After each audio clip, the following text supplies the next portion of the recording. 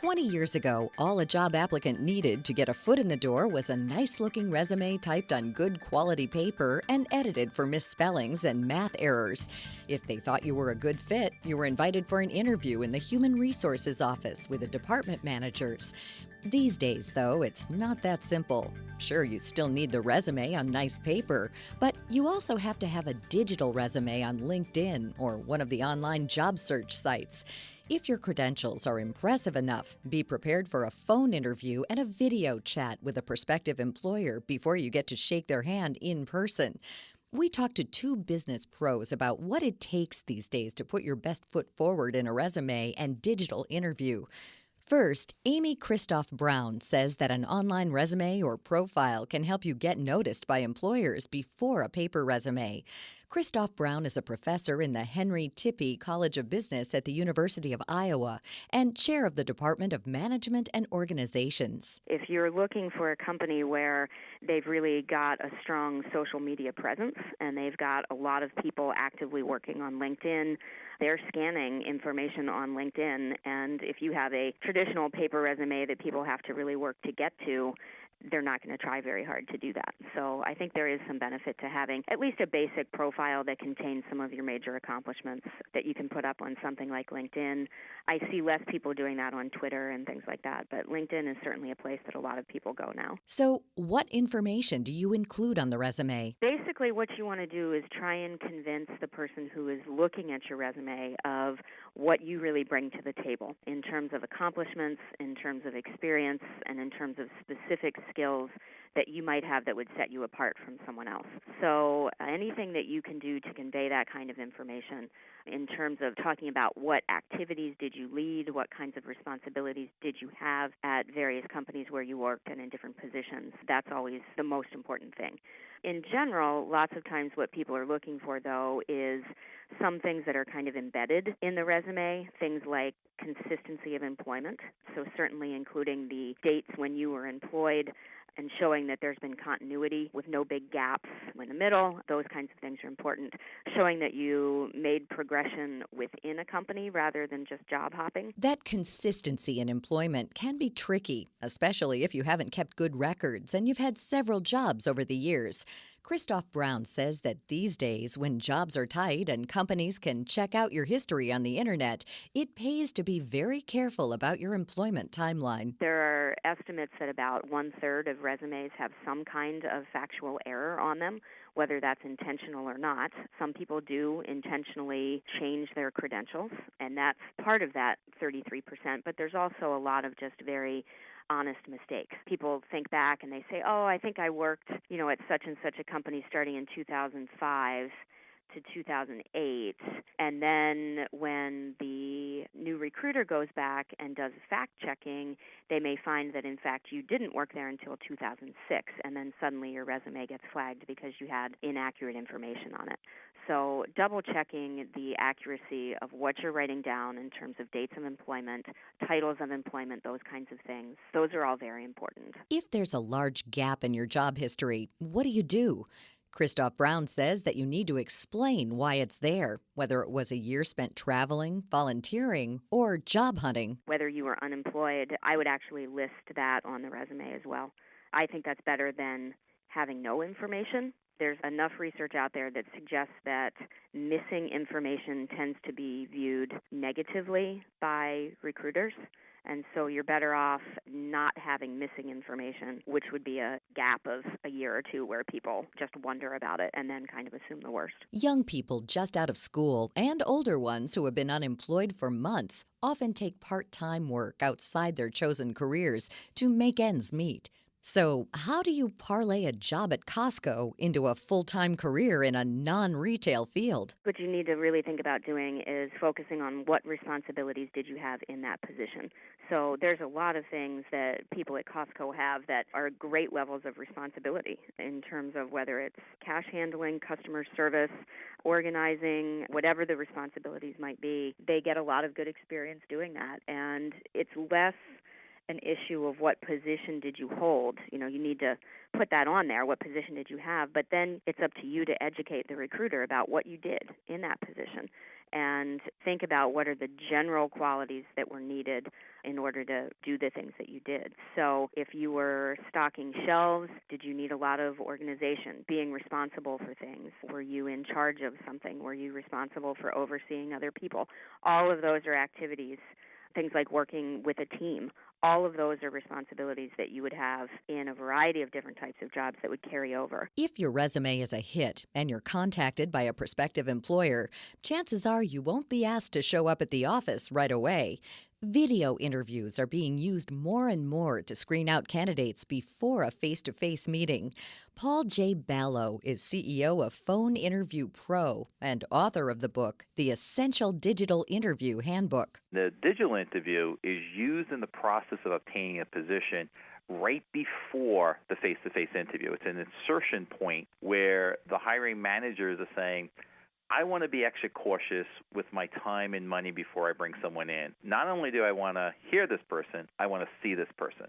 And this is where the digital interview comes in because it's very low cost. It's as close as you're going to get to the real thing.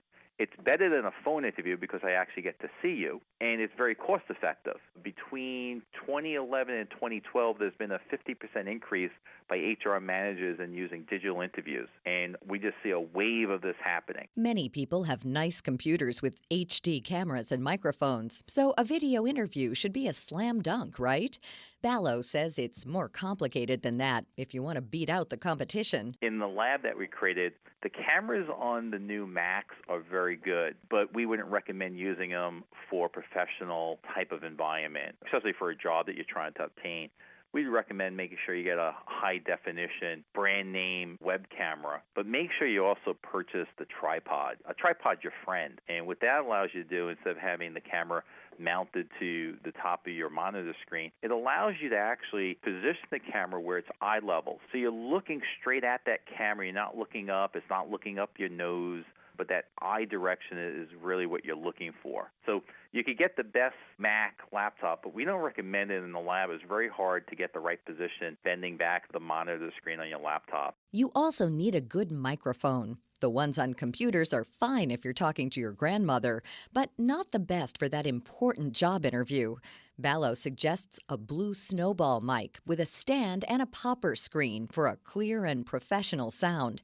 Next is the background. You don't want photos of your dog or your refrigerator and kitchen cabinets in the background. For your digital interview, you're going to have to spend a little bit of money. And on the background, what you want is something called seamless background paper. And this is where you get over a photography store. And just put it in the back. And you want somewhat of a neutral color, like a marble color, that accentuates your portfolio, your background, your portrait.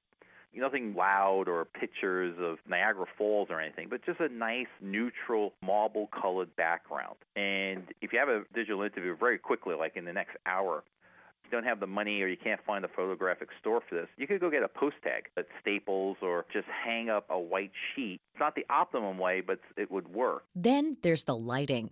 Ballo couldn't stress enough how much good lighting can enhance your video interview. He says that you need to fill in all of the shadows so you look your best and don't distract the interviewer. And that lighting, there's 3 lights you're going to need. One to the right, one to the left of you, and then one behind you shining up on your background. You do not want to look like the Phantom of the Opera, where one side of your face is lit and the other side is dark. You want to make sure that there are no sparkly greasiness on your face. You want it to be very professional, like a Hollywood movie star or a broadcaster, where there's no shiny spots on your face. It goes without saying that proper dressing is critical. He says you can't miss with a suit and tie for a man and a simple suit and jacket for a woman. He says to leave the sparkly jewelry in the drawer. It'll just glare in the lights and distract the interviewer. He says that you should write a script outlining the key points you want to cover and mount it behind the camera like cue cards. Another strategy is to record the interview, review it, and keep improving your performance, especially eye contact. A number of times what really causes people not to get to the next level, which is the face-to-face interview, is the fact that they're looking everywhere where they should be, which is right in the camera. They need to be looking right at that camera lens, which is very hard for people because it's unhuman. But what we recommend is actually going to LinkedIn, find the person who would be interviewing you, blow up a picture, cut a little hole out in the person's eyeball, put the camera lens through that, make sure it's eye level with your tripod, so you're looking at it and the camera's eye level, so you raise your tripod. And it makes the person who's being interviewed so much more calmer, so much more natural, because they're no longer looking at this little red light. They're actually looking at a photograph, and it makes it more human. Ballo says the entire setup with camera, mic, and background costs between $150 and $175. It's an investment, but you can use it over and over again. You can find more advice on video interviews in Paul J. Ballo's book, The Essential Digital Interview Handbook, available in stores and online at his website, phoneinterviewpro.com. To learn more about Professor Amy Kristof-Brown and the Henry Tippie College of Business at the University of Iowa, log on to tippie.uiowa.edu. For information about all of our guests, log on to our site at viewpointsonline.net. You can find an archive of past programs there and on iTunes and Stitcher. Our show is written and produced by Pat Reuter and Amira Zaveri. Our production directors are Sean Waldron, Reed Pence, and Nick Hofstra. I'm Marty Peterson.